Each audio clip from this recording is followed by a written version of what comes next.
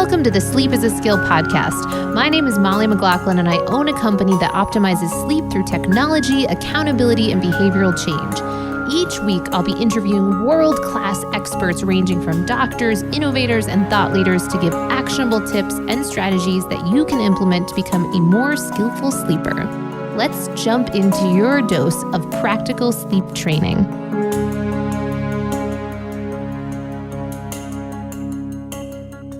Welcome to the Sleep is a Skill podcast. My guest today is someone that I'm very excited to bring your way because he is the co-founder of one of my favorite apps that there is on the planet around how to optimize your sleep as it relates to travel. Now, for probably some obvious reasons based on the fact that as a collective global unit, we have all been navigating this very challenging period where travel has probably not been on the forefront of many people's minds. And when I had actually recorded this, it was right in the midst of COVID and the pandemic. So I had actually kind of kept this on the back burner to release when presumably even the glimmers of a future of travel are kind of available or starting to come to light, right? And so here we are at a time when hopefully we can see travel reemerging, and let's be prepared for when that day comes that we are well equipped with some of the things that will help prevent jet lag in the ways that we have maybe known it in the past. And this is all done really eloquently by an app called Timeshifter. And my guest today is the co-founder and creator of this app that I literally have not gone a single flight where I'm skipping multiple time zones without utilizing this app. It is that helpful. And so my guest's name is Mickey Beyer-Clausen, and he is a Dutch-born, New York-based serial entrepreneur. In the 90s, he was one of the first to launch successful internet businesses, and today he's building genre-defining companies around innovations with the potential to improve the human or planetary condition. Currently, Beyer-Clausen is a co-founder and CEO of Timeshifter, the world's first platform for circadian shifting, with a mission to solve large, previously unsolved problems caused by our circadian clock.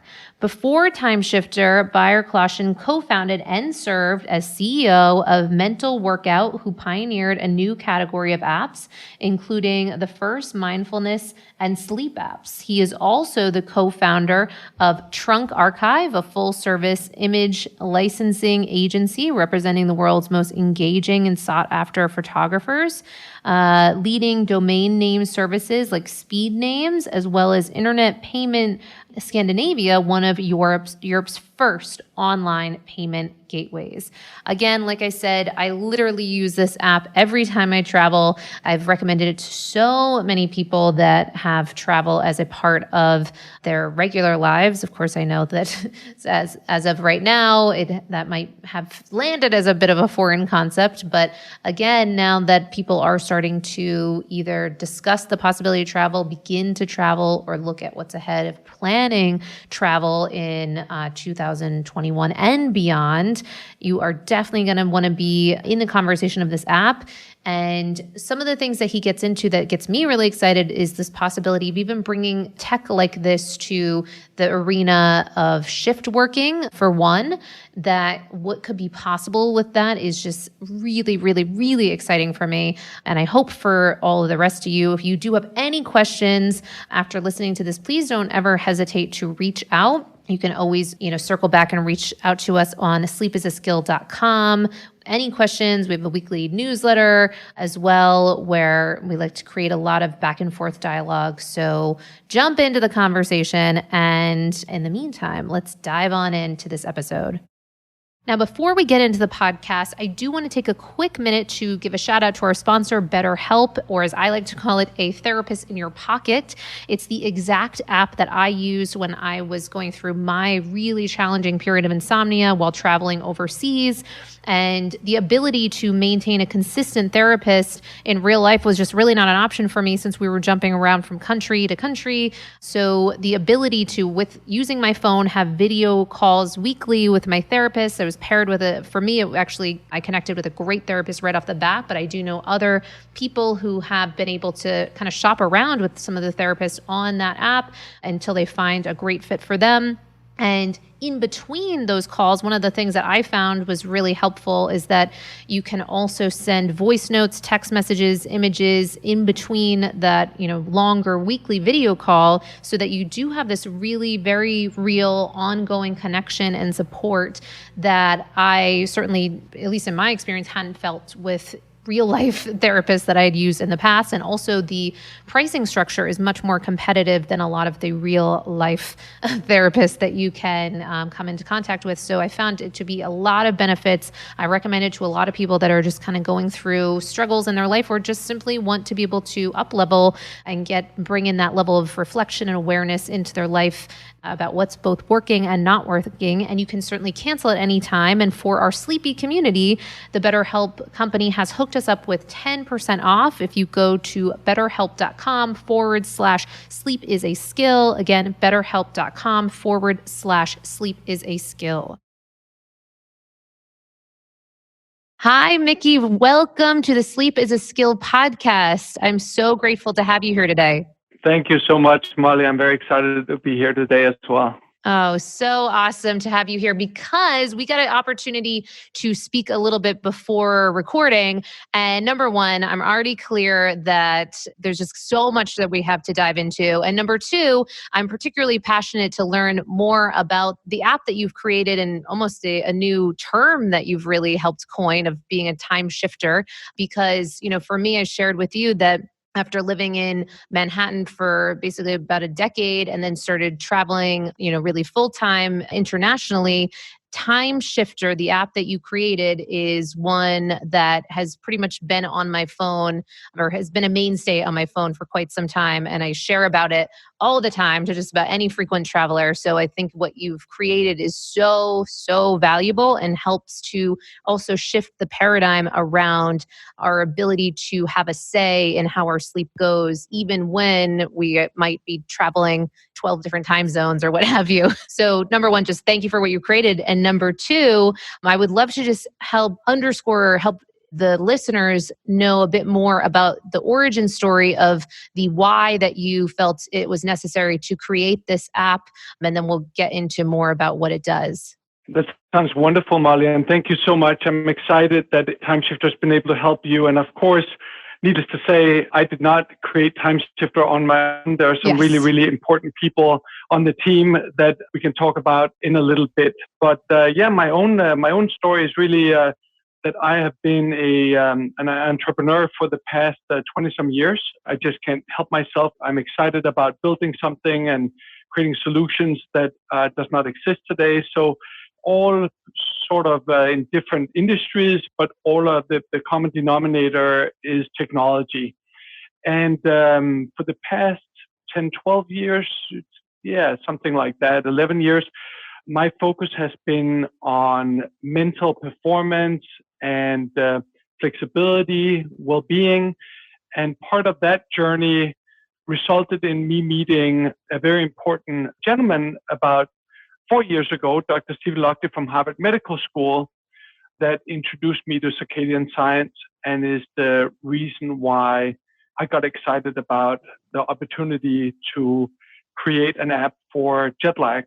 But also it has an even bigger potential beyond jet lag, but we can talk about that as well. But that's sort of how it started. Dr. Stephen Lockley is a professor up at Harvard Medical School, and he not only knew all the important stuff about the science and how things work as it relates to jet lag and circadian neuroscience, but he'd also worked with NASA at the time I met him for about 14, 15 years to implement the science to help astronauts travel to Germany, Russia, and Japan for training, where jet lag is a real problem. And he also helped NASA apply circadian neuroscience as it relates to peak performance before rocket launches and spacewalks, etc. So I think needless to say, when you meet someone like him with the science and the experience in applying the science for that many years, and the fact that no one else had created a product that could make it available to everyone that travels, seemed to be too good of an opportunity not to get involved. Yeah, and I actually thought it was a cool anecdote that a lot of people might not understand why NASA would be so attuned to their circadian rhythm. I was wondering if you could share a little, just like the why it is that astronauts have to be so aware of that, and why that same algorithm that you use on the app that they use regularly, while they're in space, why that's so valuable and so important to them. Well, there are a lot of reasons why NASA in particular are interested in circadian science, not only because, again, the astronauts, they travel for training purposes, to all these different places around the world, Sure. where they cannot just sit and wait for 5 or 6 days for jet lag to, do its thing. do its thing. It would be good if those astronauts could get going right away or as quickly as possible, but also without the danger of and the risk of doing something training while being jet lagged and fatigued, which can be quite troublesome for them. So that's one thing. But if you also consider a rocket launch that can happen any time during a 24-hour cycle, it can happen at 2 a.m., it can happen at 6 p.m., it can happen anytime during the day or night. It really depends on what they need to hit out in space. Do they need to hit the International Space Station, a Hubble telescope? What are they doing? They are not dictating what time the rocket is going to, they have to figure out what time based on what they need to hit. And so both the astronauts as well as mission control and other people at NASA, they need to be at their best for a sustained number of hours, when they have an event like that. And that's where circadian neuroscience comes in. So they are, I think they call it sleep shifting at NASA. They're shifting everyone so that they can be ready for those events. The same applies to spacewalks, right? You want everyone involved in a spacewalk, not only the astronaut, but everyone around him or her to be at their very best. And then you finally have, which is not really about shifting the circadian clock, but more about stabilizing the circadian clock. When you live aboard the International Space Station, you see sunsets and sunrises every 45 minutes. So as we begin to talk a little bit more about the science of jet lag and circadian neuroscience, where it's going to be evident for everyone that light is the key time cue for the circadian clock, it also makes logical sense that if you see light for 45 minutes and then you see darkness for 45 minutes, you see light for 45 minutes, you're in darkness for 45 minutes, it's going to disrupt your clock and your rhythm. And so NASA had to install special lighting systems up on the International Space Station and create areas where people can be in darkness so that they can stabilize their circadian rhythm and be at their best. And so there are lots of reasons why NASA are interested in circadian neuroscience. So interesting. So great. Okay. So we've got this whole background context of the importance of this. And then you were clear on that there was a missing in the current market around how for the practical, the everyday user that's traveling a lot to be able to help have a say in their jet lag experience. And, one of the things when I'll share to different people, oh my God, you got to use this app. It's so great, because when I really like something, I really like something. And I've heard different responses about different ways to manage your jet lag. And one of the things that I'll hear back is, oh, well, I just do the math myself and that's fine. I don't really need anything else.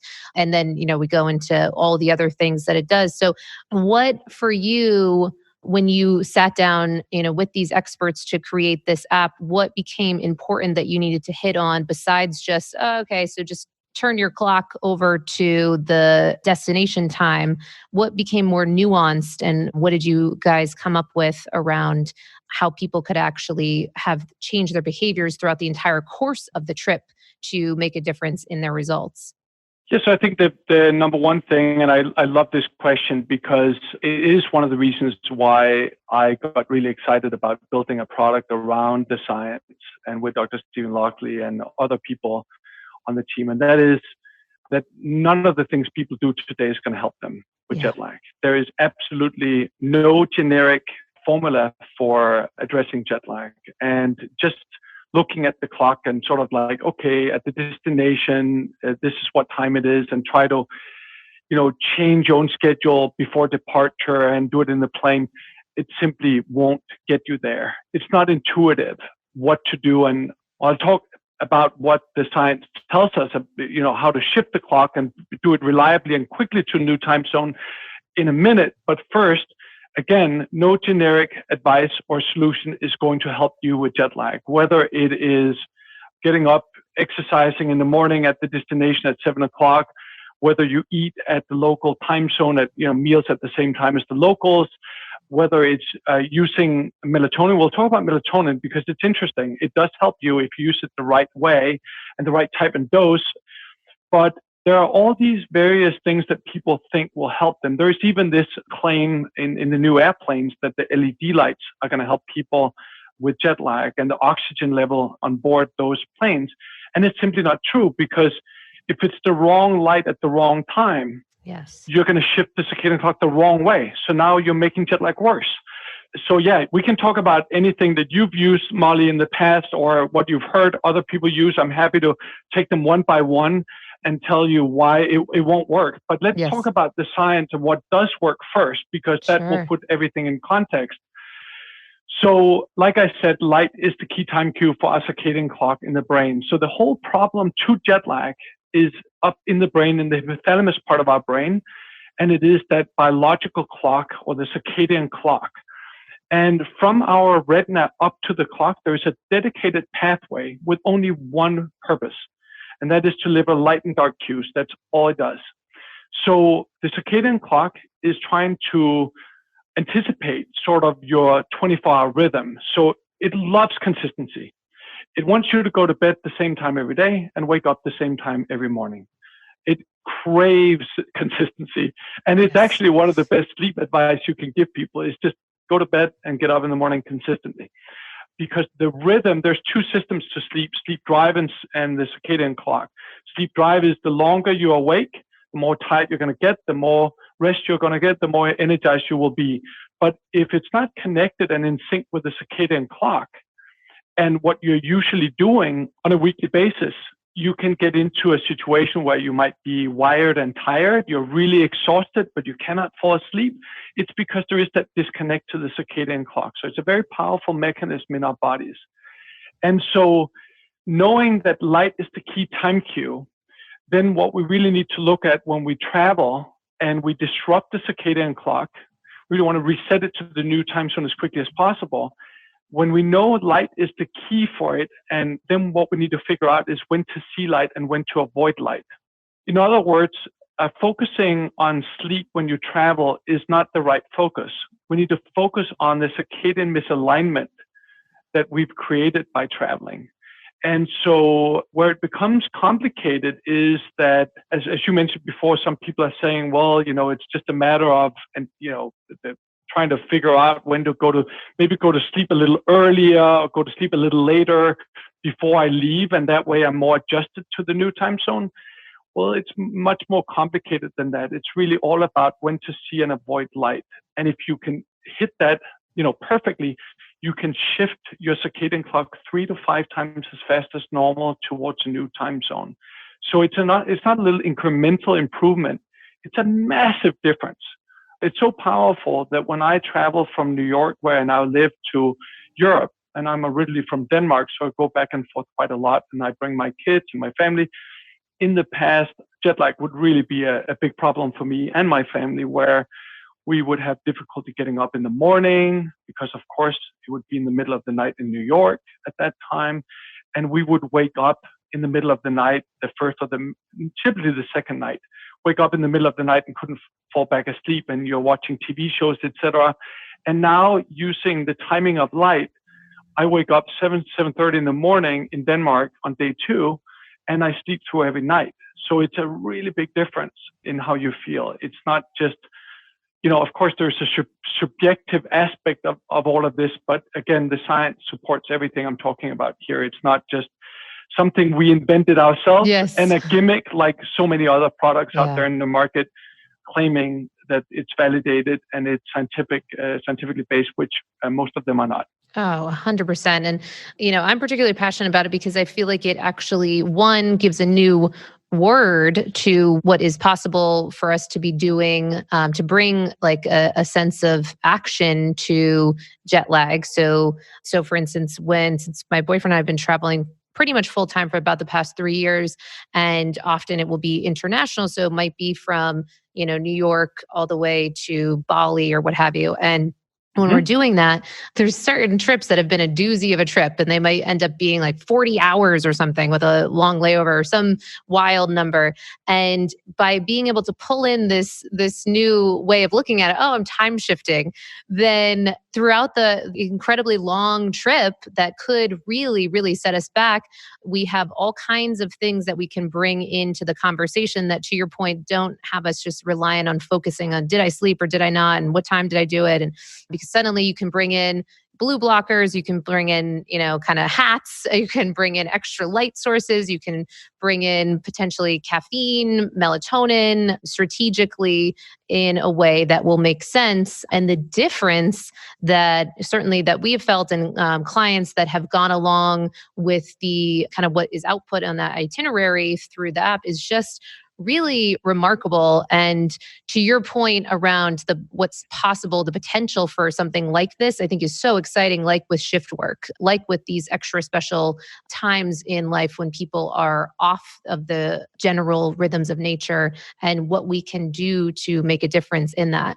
So I'm wondering if you could talk more about then what on the itinerary that people get. So say they get that trip from New York to, over to the UK or what have you, and they're doing this trip, and what will they see? How can they actually play this out on an airplane? How do they impact or influence their light sources, the timing of all of these things when they're kind of stuck on a plane?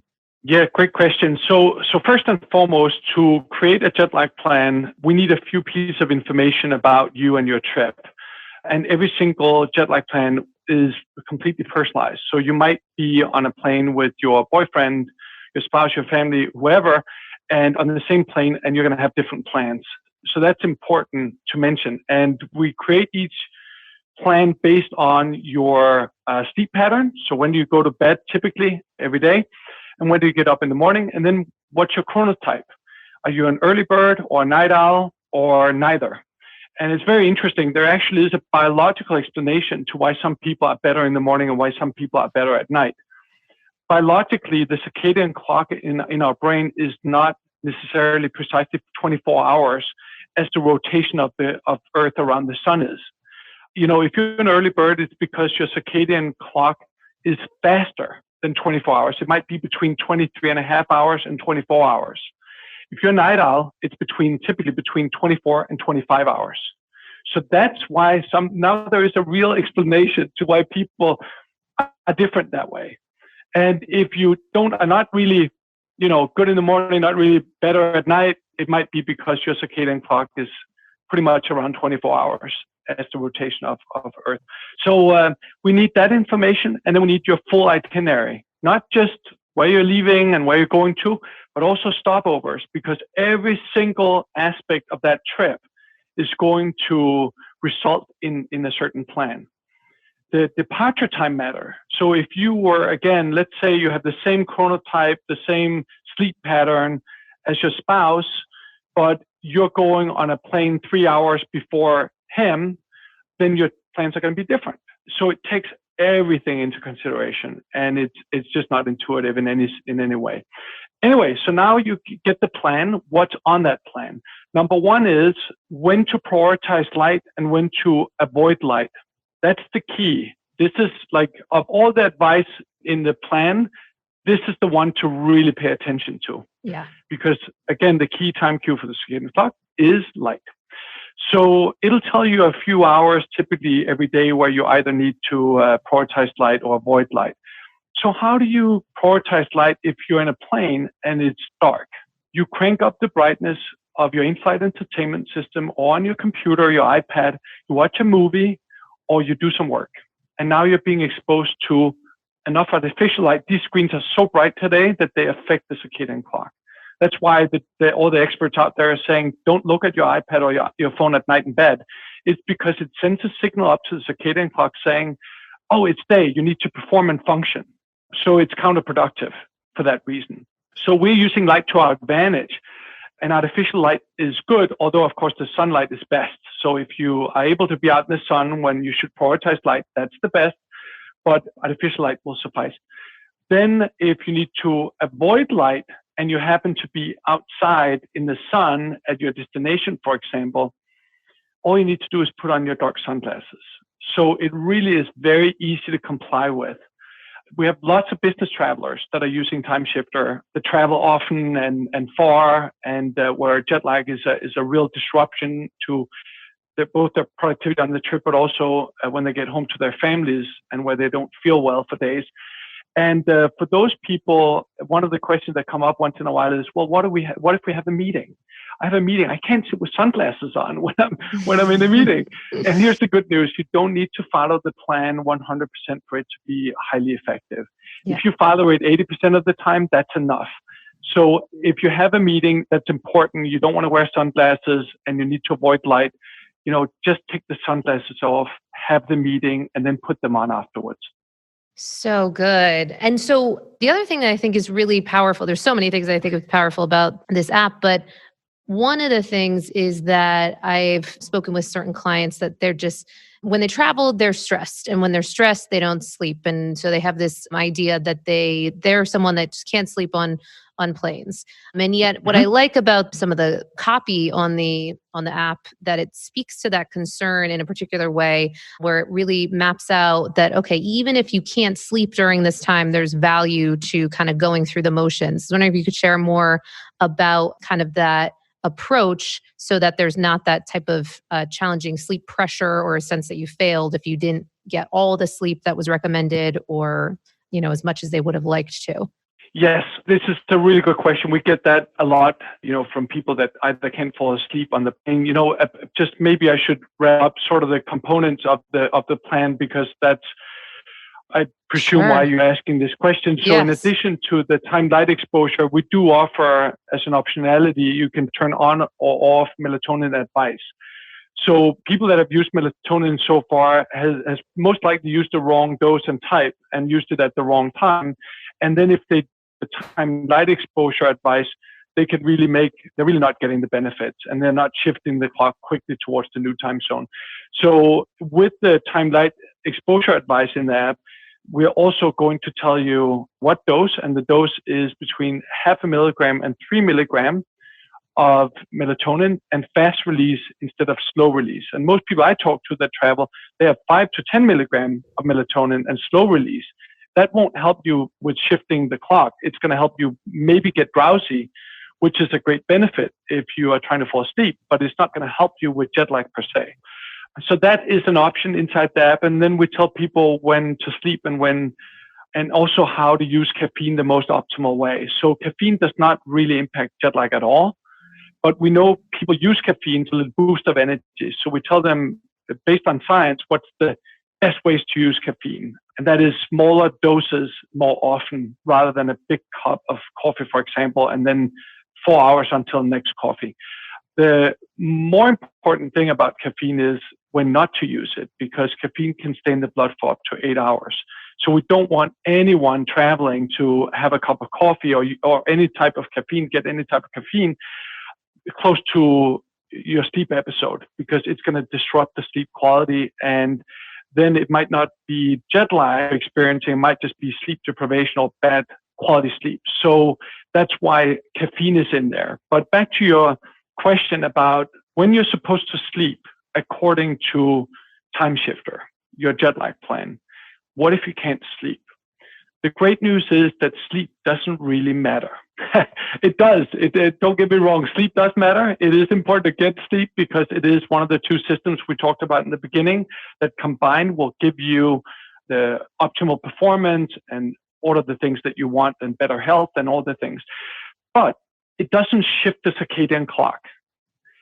And so if you can't sleep on the plane, and we propose and advise you to sleep on the plane, then at the very least, avoid light.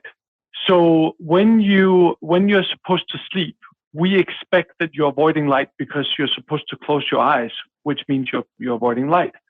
And that's part of the equation. That's why sometimes we want you to sleep when we want you to sleep. And so if you can't sleep, keep your sleep mask on, listen to meditations or music or something else, or if absolutely must, then put on dark sunglasses and read a book. Like, try to just avoid as much light as possible. It will really make a difference.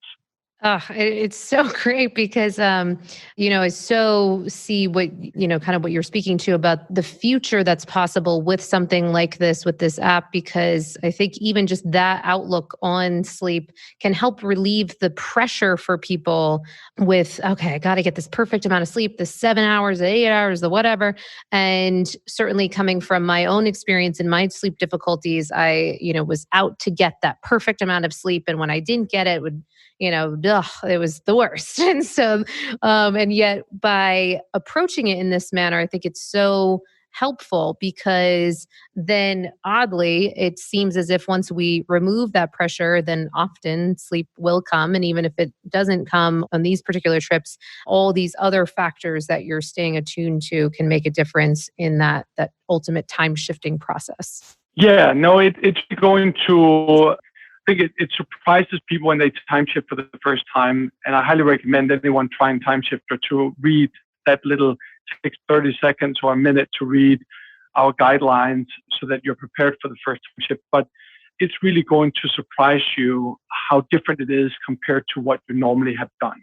And I highly recommend that people that might still be skeptical to the science and Timeshifter, the Timeshifter app, that they pick a trip that they've been on in the past where they really struggle with jet lag, just the worst trip they can possibly imagine. Or, if they have a trip like coming up, try Timeshift on that trip, because that is where you really can see the difference. I flew a few months ago, I flew to Singapore from New York via Hong Kong. So it was about, I think it took 21 or 22 hours in total.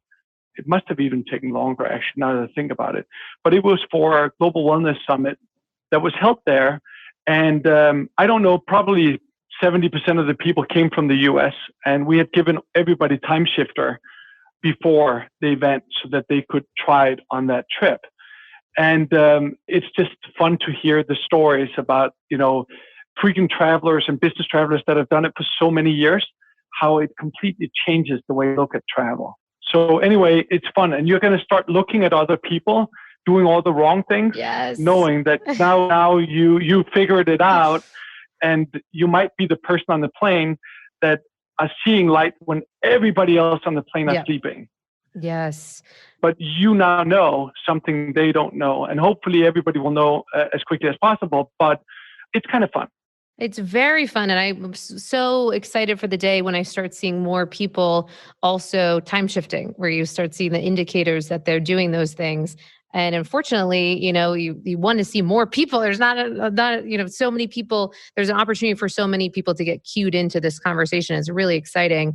And I did have a question for you as far as, because I know you're someone that has clearly attuned to innovation and have big vision for what's possible with all this. And I was curious, is there an opportunity to add in anything around meal timing as it relates to Timeshifter? Because I know that could be such a challenge for people because, of course, often some of these flights that we're on might be trying to help and, giving you meals at times that might make sense for that destination. But if, you're heading on to another flight entirely or what have you, eating at certain particular times can, be out of alignment with that circadian rhythm link up. Is there any future talks in the making of adding anything like that in there?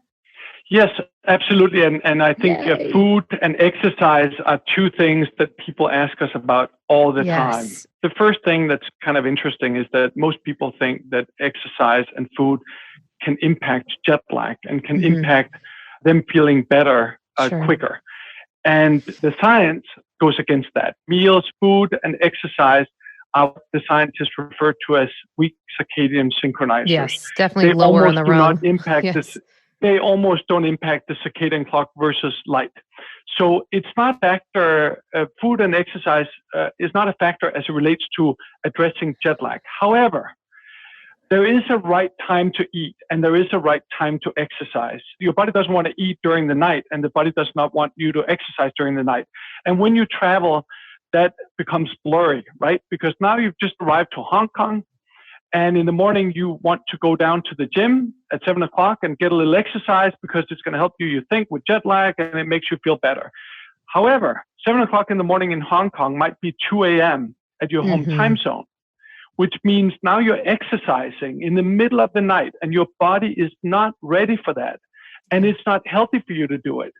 So we are going to include at some point advice around meal timing and what foods are most appropriate at that time, as well as exercise timing, so that you can follow that advice to just be healthier.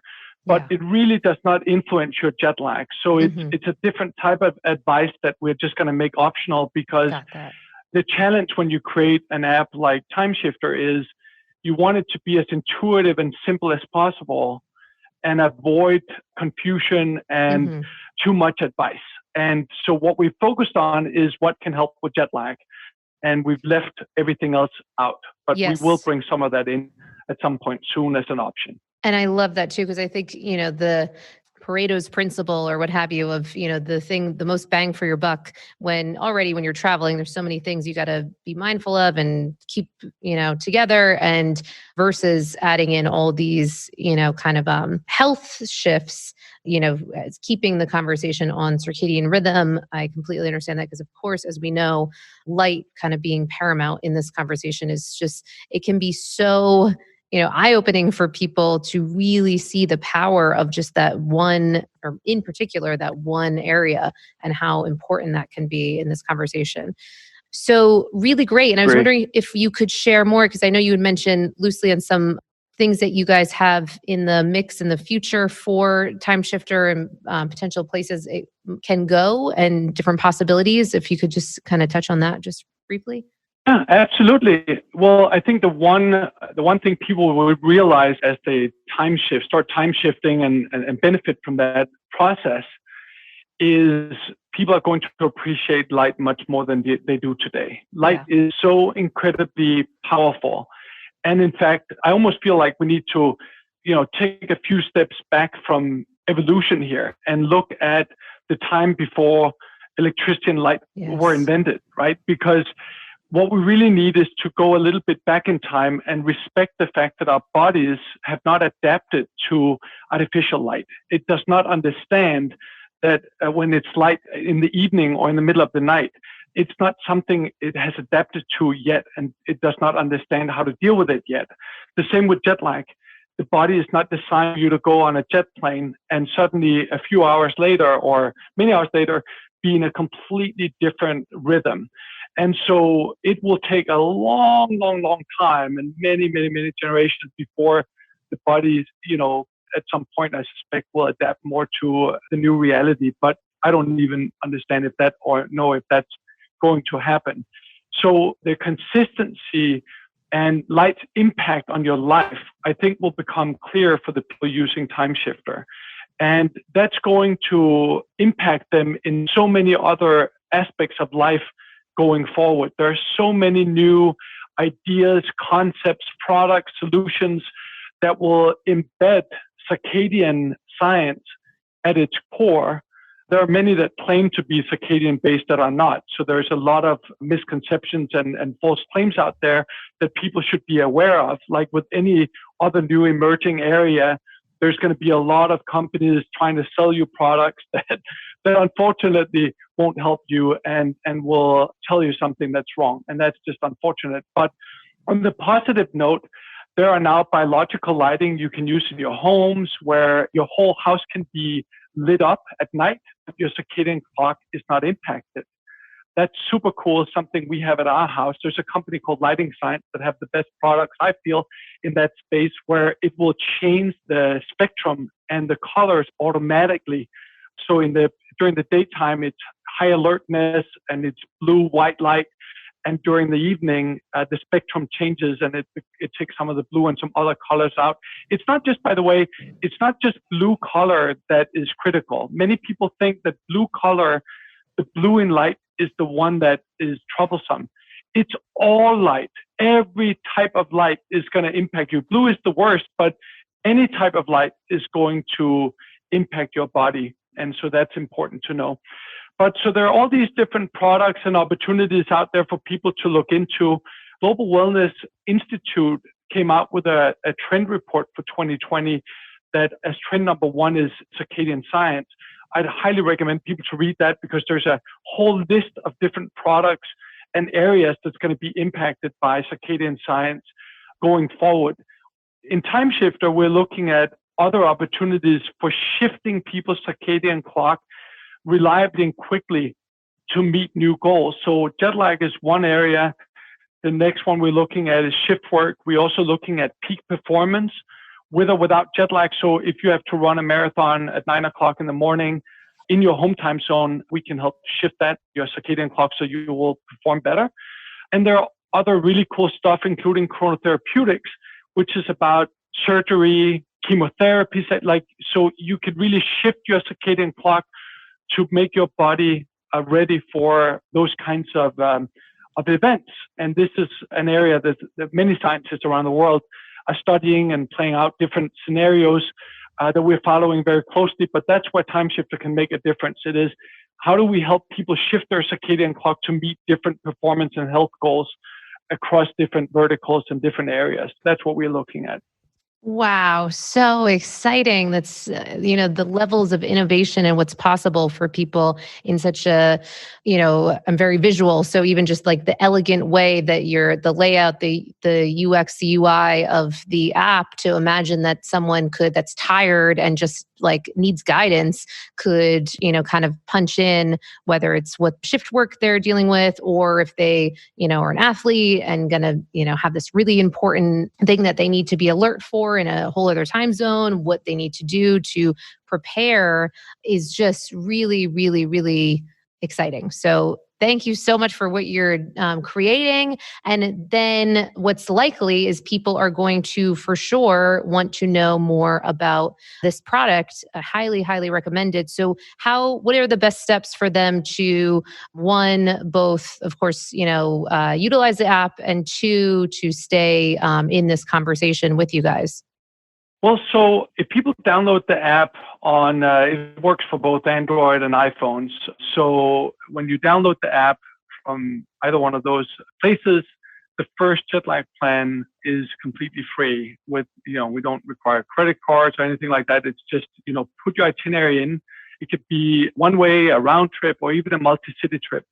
We want people to be able to try it before we ask for people to subscribe, or you could even buy one jet lag plan at a time. That's $10. And for subscription, for 1 year subscription is $25, where you can have unlimited jet lag plans.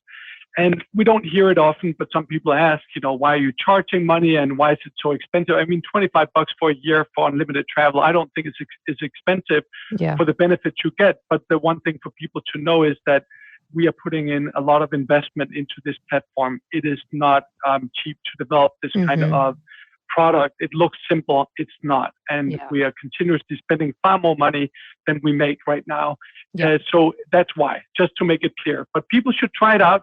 And on our website, on timeshifter.com, they can learn more about the science, see some videos with astronauts talking about how they've used circadian science and time shifting in their active careers, and some other experts talking about, including Dr. Stephen Lockley, talking about the science. And all of that is on the site. So great. That would be a good place to go.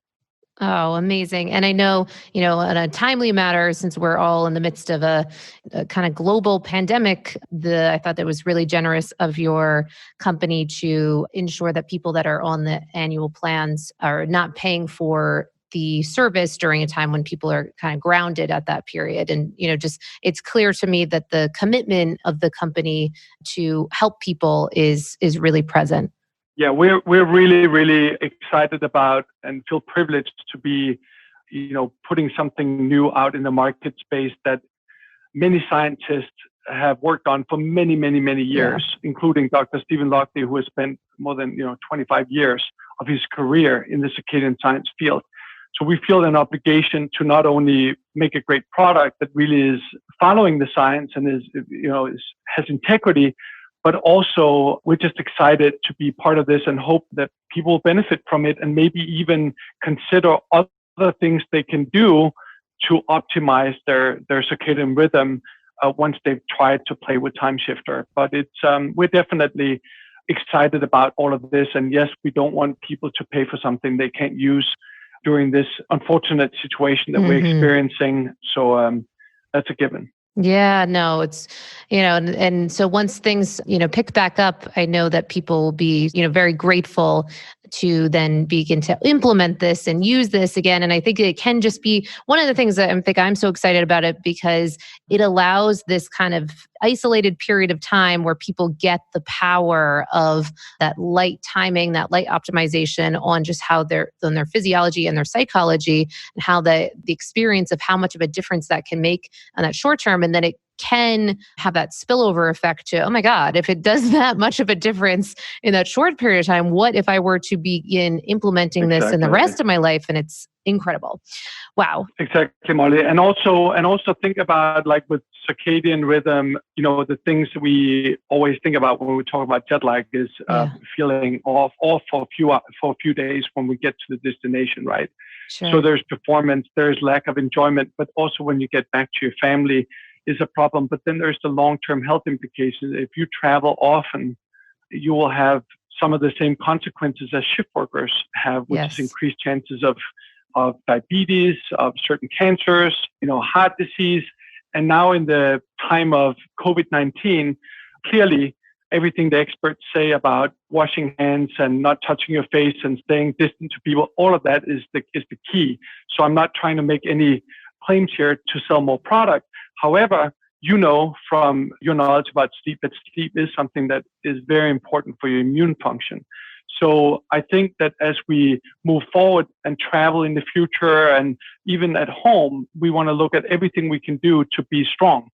And sleep and jet lag, and how to deal with jet lag and the circadian clock, is going to be one component that I urge people to look at. So great. Well, thank you so much for taking the time to speak with us, and really appreciate and looking forward to all the innovations ahead for you and your company. It's really exciting. Thanks so much, Molly. I really appreciate being on your show and your podcast. It was a pleasure. Oh, thank you. You've been listening to the Sleep is a Skill podcast, the #1 podcast for people who want to take their sleep skills to the next level. Every Monday, I send out something that I call Molly's Monday Obsessions, containing everything that I'm obsessing over in the world of sleep. Head on over to sleepisaskill.com to sign up.